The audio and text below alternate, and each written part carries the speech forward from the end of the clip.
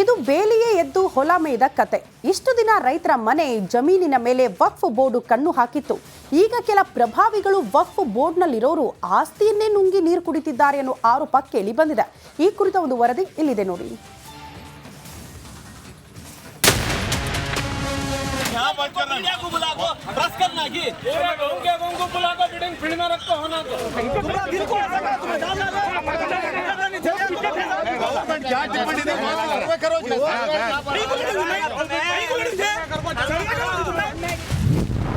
ವಕ್ಫ್ ಮಾಜಿ ಅಧ್ಯಕ್ಷರೇ ಭೂಮಿ ನುಂಗಿದ್ರ? के अनवर बाशा विरुद्ध इम्तियाज आरोप। 1 रुपया ने करोड़ों के पैसे खा लिया अनवर दा, पूछने वाले नहीं, ऐसे हमको चेयरमैन बना रही।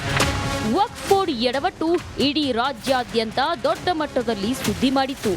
ಕಂಡವರ ಮನೆ ಮಠ ಆಸ್ತಿ ಪಾಸ್ತಿಗಳ ಪಹಣಿಗಳ ಮೇಲೆ ವಕ್ಫ್ ಮುದ್ರೆ ಒತ್ತಿತ್ತು. ಇದೀಗ ವಕ್ಫ್ ಆಸ್ತಿಯನ್ನ ಮಾಜಿ ಅಧ್ಯಕ್ಷರೇ ನುಂಗಿದ್ರ ಅನ್ನೋ ಆರೋಪ ಕೇಳಿ ಬಂದಿದೆ. ಚಿತ್ರದುರ್ಗದ ಅಗಸನಕಲ್ಲು ಗ್ರಾಮದ ಸರ್ವೆ ನಂಬರ್ 24ರಲ್ಲಿ 6 ಎಕರೆ ಖಬರಸ್ಥಾನ ಜಾಗ ನುಂಗಿರೋ ಆರೋಪ ಕೇಳಿ ಬಂದಿದೆ. ವಕ್ಫ್ ಬೋರ್ಡ್ ಮಾಜಿ ಅಧ್ಯಕ್ಷ ಅನ್ವರ್ ಪಾಷಾ ಅವರು ವಕ್ಫ್ ಆಸ್ತಿಯನ್ನ ಅತಿಕ್ರಮ ಮಾಡಿದ್ದಾರೆ ಅಂತ ಮುಸ್ಲಿಂ ಮುಖಂಡ ಇಮ್ತಿಯಾಜ್ ಎಂಬುವರು ವಿಡಿಯೋ ಮಾಡಿ ಸಾಮಾಜಿಕ ಮಾಧ್ಯಮದಲ್ಲಿ ಹಂಚಿಕೊಂಡಿದ್ದಾರೆ. ये वक्त के पैसे मार को खींचनो वक्फ बोर्ड के, ये जो खबरस्तान के मस्जिद के ये यतीमा के ही ना, ये और गरीबा के पैसे मार को इन्हों है ना आज बंगला भी और कॉलेज बनले कहीं से नो. ಆಪ್ತನ ರಕ್ಷಣೆಗೆ ನಿಂತ್ರ ಸಚಿವ ಜಮೀರ್, ಇಮ್ತಿಯಾಜ್ಗೆ ಕ್ಷಮೆ ಕೇಳುವಂತೆ ಧಮ್ಕಿ. ಇನ್ನು ಈ ಜಾಗ ಕಬಳಿಕೆ ಗದ್ದಲ ಜೋರಾಗ್ತಿದ್ದಂತೆ ಸಚಿವ ಜಮೀರ್ ಅಹಮದ್ ಖಾನ್ ಎಂಟ್ರಿ ಕೊಟ್ಟಿದ್ದಾರೆ ಎನ್ನಲಾಗ್ತಿದೆ. ವಕ್ಫ್ ಬೋರ್ಡ್ ಮಾಜಿ ಅಧ್ಯಕ್ಷ ಕೆ ಅನ್ವರ್ ಬಾಷಾ ಬೆನ್ನಿಗೆ ನಿಂತಿದ್ದಾರೆ ಎನ್ನಲಾಗ್ತಿದೆ. ಖಬರಸ್ಥಾನ ಜಾಗದ ಲೆಕ್ಕ ಕೇಳಿದ ಇಮ್ತಿಯಾಜ್ಗೆ ಫೋನ್ ಮಾಡಿ ಸಚಿವರು ಧಮ್ಕಿ ಹಾಕಿದ್ದಾರೆ ಎನ್ನಲಾದ ಆಡಿಯೋ ಸದ್ದು ಮಾಡ್ತಿದೆ.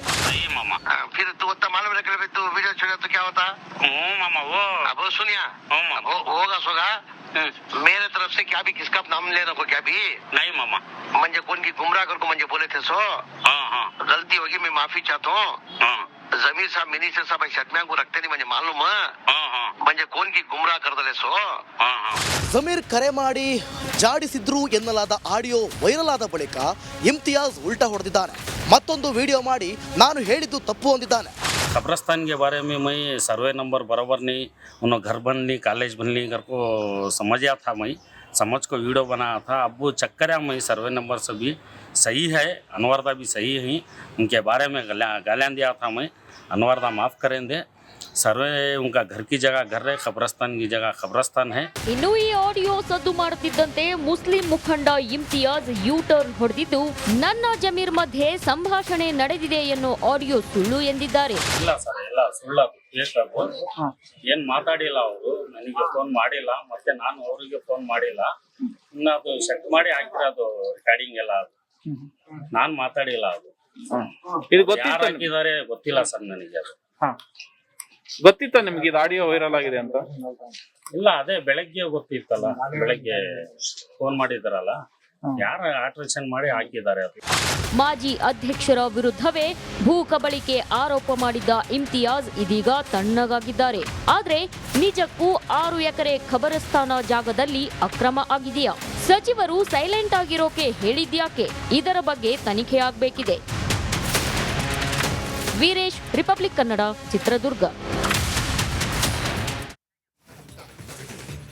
ಆಪರೇಷನ್ ಆಗತ್ತೆ ಅಂತ ದಿನಗಳನ್ನ ದೂಡುತ್ತಿರುವ ದರ್ಶನ್ಗೆ ಸಂಕಷ್ಟ ಸನ್ನಿಹಿತವಾಗಿದೆ. ಕೊಲೆ ಕೇಸ್ ಸಂಬಂಧ ಆರೋಪಿಯ ಜಾಮೀನು ಕುರಿತು ಆದೇಶ ಇವತ್ತು ಹೊರಬೀಳಲಿದೆ. ಈ ಕುರಿತ ಒಂದು ರಿಪೋರ್ಟ್ ಇಲ್ಲಿದೆ ನೋಡಿ.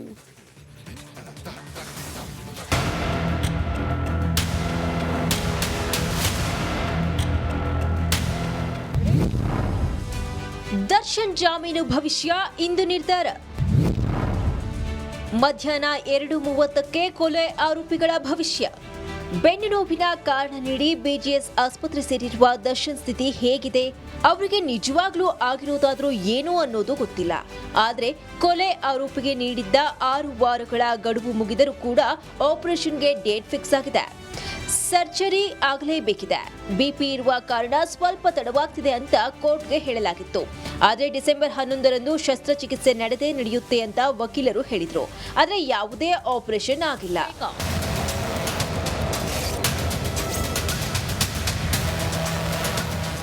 ರೆಗ್ಯುಲರ್ ಬೇಲ್ಗಾಗಿ ಕಾದು ಕೂತಿರುವ ದರ್ಶನ್ ಆಪರೇಷನ್ ಡ್ರಾಮಾ ಮಾಡಿದ್ದಾರಾ ಅನ್ನೋ ಮಾತು ಕೇಳಿ ಬಂದಿದೆ. ಆರೋಪಿಗೆ ಸರ್ಜರಿ ಆಗುತ್ತಾ ಇಲ್ವಾ ಅಂತ ನೋಡಿಕೊಂಡು ಬೇಲ್ ಬಗ್ಗೆ ನಿರ್ಧರಿಸಲು ಕೋರ್ಟ್ ಕಾದಿತ್ತು. ಅದರಂತೆ ದರ್ಶನ್ಗೆ ಆಪರೇಷನ್ ಆಗದಿದ್ದಕ್ಕೆ ಇಂದು ಹೈಕೋರ್ಟ್ನಲ್ಲಿ ಆದೇಶ ಹೊರಬೀಳುವ ಸಾಧ್ಯತೆ ಇದೆ. ಇಂದು 7 ಆರೋಪಿಗಳ ಬೇಲ್ ಭವಿಷ್ಯ. ದರ್ಶನ್ ಸೇರಿ 7 ಆರೋಪಿಗಳ ಬೇಲ್ ಭವಿಷ್ಯ ಇಂದು ನಿರ್ಧಾರವಾಗಲಿದೆ. ದರ್ಶನ್, ಪವಿತ್ರ ಗೌಡ, ಅನುಕುಮಾರ್, ಲಕ್ಷ್ಮಣ್, ನಾಗರಾಜು, ಪ್ರದೂಷ್, ಜಗದೀಶ್ ಅಲಿಯಾಸ್ ಜಗ್ಗ ಜಾಮೀನು ಭವಿಷ್ಯ ಇಂದು ನಿರ್ಧಾರವಾಗಲಿದೆ. ದರ್ಶನ್ಗೆ ಇಂದು ಡಿ-ಡೇ. ದರ್ಶನ್ಗೆ ಷರತ್ತುಬದ್ಧ ಬೇಲ್ ಸಿಕ್ಕರೆ ಕೆಳಹಂತದ ಕೋರ್ಟ್ನಲ್ಲಿ ಷರತ್ತು ಪೂರೈಸಬೇಕು. ಮಧ್ಯಂತರ ಜಾಮೀನು ವಿಚಾರ ಮಾನ್ಯತೆ ಕಳೆದುಕೊಳ್ಳುತ್ತೆ. ಸುಪ್ರೀಂ ಕೋರ್ಟ್ಗೆ ಸಲ್ಲಿಸಿರುವ ಮೇಲ್ಮನವಿ ಮಾನ್ಯತೆಯನ್ನ ಕಳೆದುಕೊಳ್ಳಬಹುದು. ಆಪರೇಷನ್ ಬೇಕಾದ್ರೆ ಮಾಡಿಸ್ಕೊಳ್ಬಹುದು, ಅವ್ರಿಗೆ ಬಿಟ್ಟು ವಿಚಾರ. ಬೇಲ್ ವಜಾಗೊಂಡ್ರೆ ಸುಪ್ರೀಂ ಕೋರ್ಟ್ ಮೊರೆ ಹೋಗಬೇಕಾಗತ್ತೆ. ರೆಗ್ಯುಲರ್ ಬೇಲ್ಗಾಗಿ ಸುಪ್ರೀಂ ಕೋರ್ಟ್ ಮೊರೆ ಹೋಗಬೇಕಾಗತ್ತೆ. ಮಧ್ಯಂತರ ಬೇಲ್ ಬಗ್ಗೆಯೂ ಹೈಕೋರ್ಟ್ ಆದೇಶ ಮುಖ್ಯವಾಗುತ್ತೆ. ರೆಗ್ಯುಲರ್ ಬೇಲ್ ಅರ್ಜಿ ವಜಾ ಆಗಿ ಮಧ್ಯಂತರ ಜಾಮೀನು ಸಿಕ್ಕರೆ ಯಾವುದೇ ಟೆನ್ಷನ್ ಇಲ್ಲದೆ ದರ್ಶನ್ ಆಸ್ಪತ್ರೆಯಲ್ಲೇ ಇರಬಹುದು. ಮಧ್ಯಂತರ ಬೇಲ್ ವಿಸ್ತರಣೆಯಾದ್ರೆ ಮೇಲ್ಮನವಿ ಊರ್ಜಿತವಿರುತ್ತೆ. ಹೀಗಾಗಿ ಇಂದು ದರ್ಶನ್ ಸೇರಿ 7 ಆರೋಪಿಗಳಿಗೆ ಜಾಮೀನು ಸಿಗುತ್ತಾ ಇಲ್ವಾ ಅನ್ನೋ ಕುತೂಹಲಕ್ಕೆ ತೆರೆ ಬೀಳುವ ಸಾಧ್ಯತೆ ಇದೆ. ನಾಗರಾಜ್, ರಿಪಬ್ಲಿಕ್ ಕನ್ನಡ, ಬೆಂಗಳೂರು.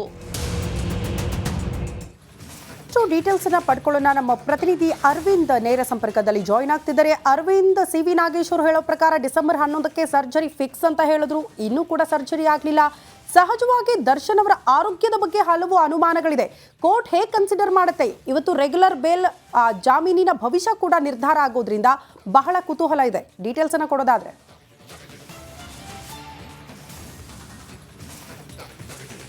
ಶ್ರುತಿ, ಖಂಡಿತವಾಗ್ಲೂ ಇವತ್ತು ದರ್ಶನ್ ಅವರಿಗೆ ಬಿಗ್ ಡೇ ಅಂತಾನೆ ಹೇಳ್ಬೋದು. ಇವತ್ತು ಸಂಪೂರ್ಣವಾದಂತಹ ಆದೇಶ ಹೊರಬೀಳಲಿದೆ. ಇದ್ರ ಜೊತೆಗೆ 7 ಆರೋಪಿಗಳು ಅಂದರೆ ದರ್ಶನ್, ಪವಿತ್ರ ಗೌಡ, ಅನುಕುಮಾರ್, ಜಗದೀಶ್ ಹಾಗೂ ನಾಗರಾಜ್, ಪ್ರದೂಷ್ ಇವರೆಲ್ಲರ, ಲಕ್ಷ್ಮಣ್ ಇವರೆಲ್ಲರ ಜಾಮೀನಿನ ಭವಿಷ್ಯ ಇವತ್ತು ನಿರ್ಧಾರವಾಗುವಂಥದ್ದು. ಇಲ್ಲಿ ನಾವು ಗಮನಿಸಬೇಕಾದ್ರೆ BGS ಆಸ್ಪತ್ರೆಯಲ್ಲಿ ಬೆನ್ನು ನೋವಿಗೆ ಸಂಬಂಧಪಟ್ಟಂತೆ ಚಿಕಿತ್ಸೆ ಪಡಿತಾ ಇರುವಂತಹ ದರ್ಶನ್ ಅವರು ಆಪರೇಷನ್ ಹೆಸರನ್ನ ಹೇಳಿ ಅವರು ಚಿಕಿತ್ಸೆಯನ್ನು ಪಡಿತಾ ಇದ್ರ ಜೊತೆಗೆ ಬೇಲನ್ನು ಅವರು ಮಧ್ಯಂತರ ಜಾಮೀನನ್ನು ಪಡೆದುಕೊಂಡಿದ್ರು. 11ನೇ ತಾರೀಕು ಕನ್ಫರ್ಮ್ ಆಗಿ ಆಪರೇಷನ್ ಆಗುತ್ತೆ ಅಂತ ಅವರ ಪರ ವಕೀಲರು ವಾದವನ್ನು ಮಂಡಿಸಿದ್ರು. ಆದರೆ ಇಲ್ಲಿವರೆಗೂ ಆ ಒಂದು ಆಪರೇಷನ್ ಆಗದಂಥ ಹಿನ್ನೆಲೆಯಲ್ಲಿ ಅಂದರೆ ಆಪರೇಷನ್ನ ಆದ ನಂತರದಲ್ಲಿ ದರ್ಶನ್ ಅವರಿಗೆ ಆ ಒಂದು ಬೇಲ್ನ ಒಂದು ಫೈನಲ್ ಜಜ್ಮೆಂಟ್ನ ನೀಡಬೇಕಂತ ಕೋರ್ಟ್ ಕಾಯ್ತಾ ಇತ್ತು. ಆದರೆ ಆಪರೇಷನ್ 11ನೇ ತಾರೀಕು ಆಗಲಿಲ್ಲ. ಹಾಗಾಗಿ ಈ ಒಂದು ದರ್ಶನ್ ಅವರ ಒಂದು ಚಿಕಿತ್ಸೆ ಏನಿದೆ ಅದರ ವಿಚಾರವಾಗಿ ಹಾಗೆ ಆಪರೇಷನ್ ಬಗ್ಗೆ ಈ ಒಂದು ಜಜ್ಮೆಂಟ್, ಫೈನಲ್ ಜಜ್ಮೆಂಟನ್ನು ಬಹುತೇಕವಾಗಿ ಇವತ್ತು ಆ ಒಂದು ಜಜ್ಮೆಂಟ್ ಹೊರಬೀಳುವಂಥ ಸಾಧ್ಯತೆ ಇದೆ. ಅದರ ಜೊತೆಗೆ ಇನ್ನುಳಿದಂಥ ಆರೋಪಿಗಳ ಒಂದು ಬೇಲ್ ಭವಿಷ್ಯ ಕೂಡ ಇವತ್ತು ನಿರ್ಧಾರ